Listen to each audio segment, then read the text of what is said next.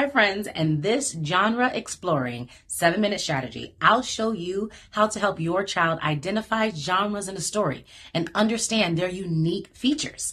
It's a great way to make reading fun and help your child recognize that there are different patterns and elements in different types of text. So enjoy this 7-minute strategy and let's dive in. Hello. Hello. All right, you ready? Yes. This one is a good one. This is called The Star Traveler. Mm-hmm. Yeah, so we're going to look at a different genre than we typically don't read, and this is science fiction, okay? So we're going to partner read on this one. So you're going to read a paragraph, I'll read a paragraph, and then you'll read a paragraph, okay? Okay. All right, so go ahead and start from. Amira floated in her space pod, staring at the stars. She was part of the Star Travelers, a team sent to find the new planet for humans to live on. Earth was running out of clean air and water. Side note, don't you think that it's strange that every sci-fi starts with the Earth running out of air and water? Have you noticed that? That is very strange. Like, what's with that? I don't know. I guess that's kind of how they see things happening. But I feel like every sci-fi movie, every book, it's always, we have to go find somewhere else to live. Anyway, side note. All right, here we go. Captain, we're entering the green zone. A voice crackled over the radio.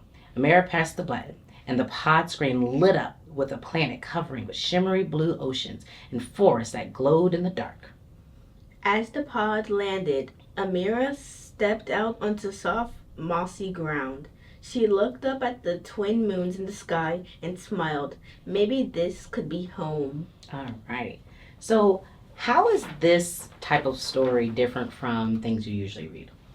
This story is different from things we typically read because, first off, it's not on Earth. Because usually the stories are on Earth. Mm-hmm. And two, this is like a science fiction. Mm-hmm. So what makes a science fiction story a science fiction? What makes a science fiction story a science fiction story is that is like some stuff in it is like science, but like some stuff is also like fiction. Give me a science example in here. What's part of science? I think it's the first sentence. Like Amira floated in her space pod, staring at the stars. She was part of the Star Travelers, a team sent to find a new planet for humans to live on. Absolutely. So we do know that there are real space pods in NASA. We have that whole, so that's real. But what's the fiction part? The fiction part is,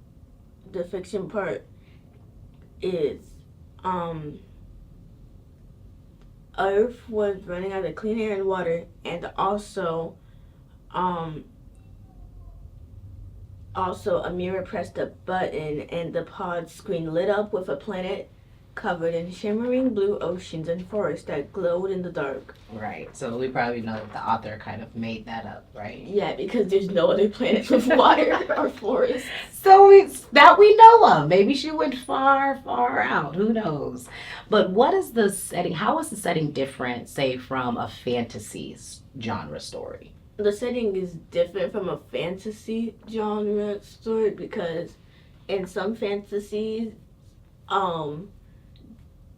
the planet that they like the planet that they land on actually is nothing like what they described this planet to be. But like this planet is almost like Earth. So like it's like a new Earth. Right, absolutely. What about this twin moons? Why do you think the author used twin moons in the sky?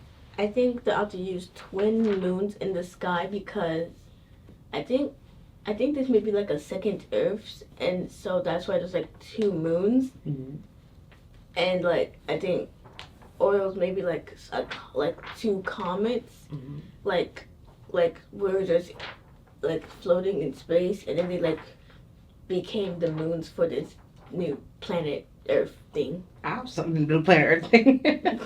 So do you find reading science fiction genres interesting, or what is your favorite genre to read?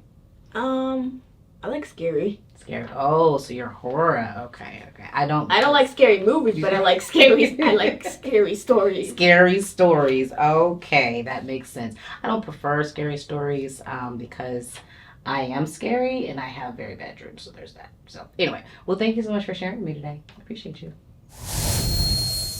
Hopefully you found this 7-minute strategy helpful and are going to put it into practice. Be sure to leave a comment below and let us know how it goes. And as always, we want to say thank you to our partners, the Decatur Education Foundation and the Beacon Hill Middle School PTA, for making the Decatur Prep Project possible. Be sure to follow us on Instagram at Decatur Prep Project for more simple and sustainable at-home practice tips. See you next time.